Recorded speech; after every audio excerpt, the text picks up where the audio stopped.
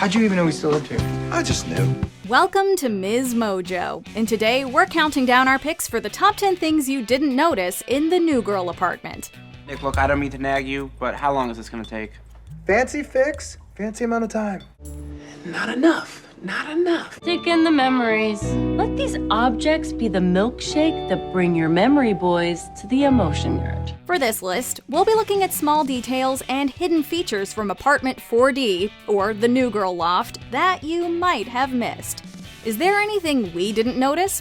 Let us know in the comments. Number 10. Nick's disordered bedroom.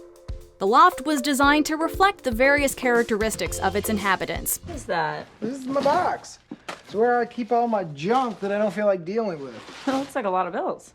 It's mostly bills. Just a look at each of their bedrooms tells you pretty much all you need to know.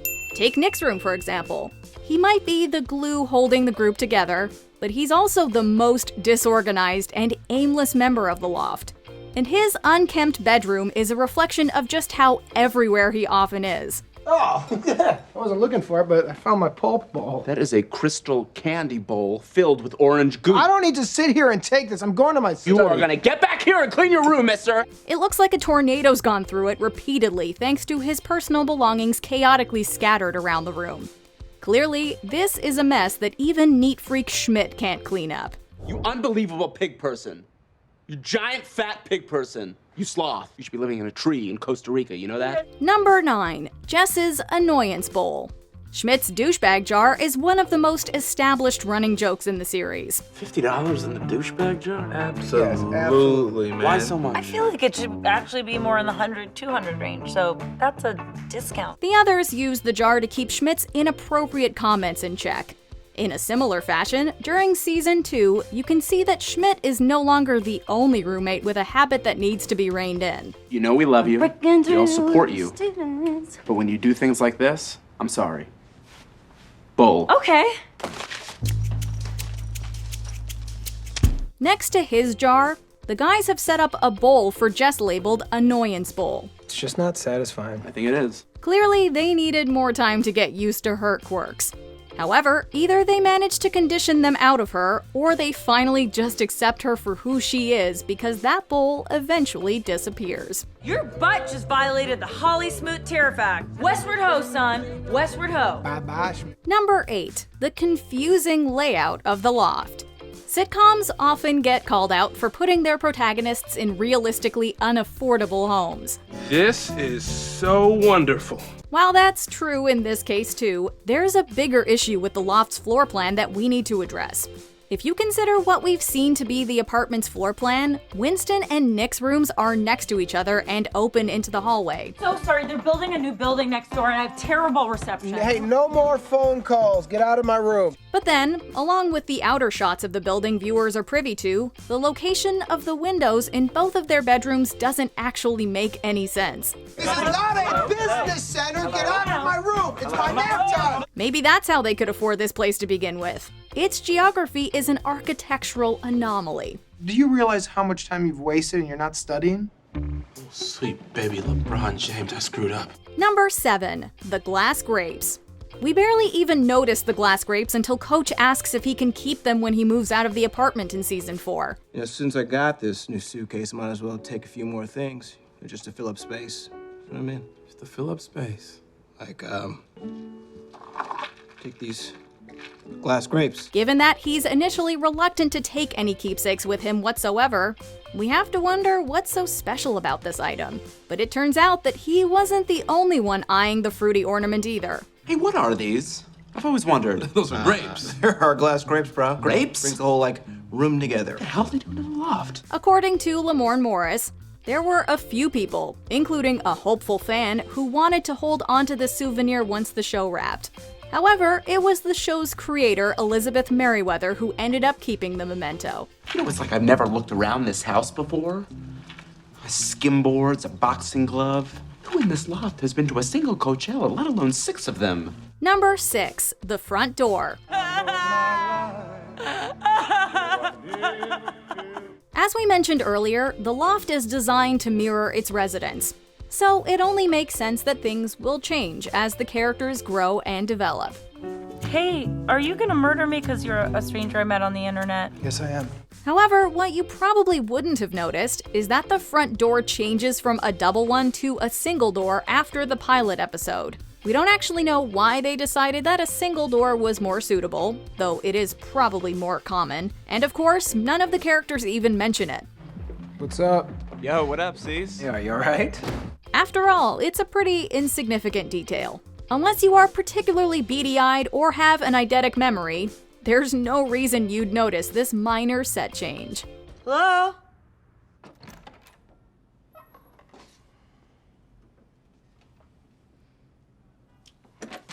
Number 5. The barely functional utilities.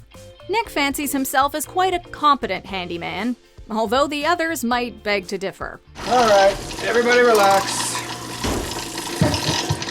We also know that the group tries to avoid contact with their creepy landlord by all means necessary. It's a lesson that Jess learns the hard way, but not a mistake that she's bound to make again. Hey, Remy, what happened to your pants?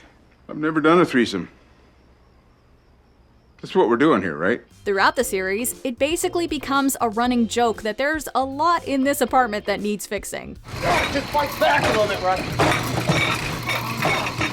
Anchor me, it's taking me, come on! And no, not with one of Nick's more creative solutions. We don't know how they managed to live in the loft for this long, given how many vital appliances and utilities barely pass as functional. Nick! Toilet situation! Code 1! Water only! You didn't tell her the system? Okay, Excuse me. I'm sorry, she went rogue. You have to turn on the faucet before you flush the toilet. Number 4. Nick and Jess's sturdy paper table. I wasn't doing anything. I wasn't doing anything. No. Do not walk away from me. Do not. You are not. You're doing it. Nick. After Nick kisses Jess the night before, tensions run high as the pair try to figure out their feelings for each other. It doesn't help that they're attending a matchmaking event to support Cece either. Jess, you liked kissing me. It's fine to say that.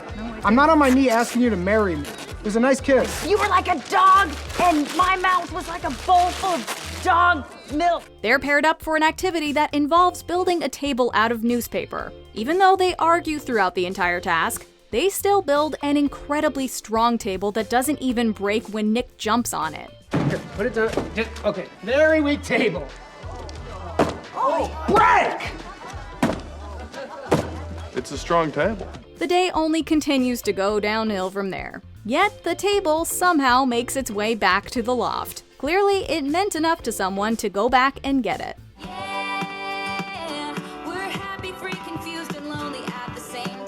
I just wanted to listen to Taylor Swift alone. Number 3. Nick's office. This used to be Nick's room, but now it's his home office. By season 7, it's only Nick and Jess left in the loft, so they convert some of the spare rooms into areas that are more suited to their needs. Ruth, I turned my back for 2 seconds and you turned yourself into a cat toy.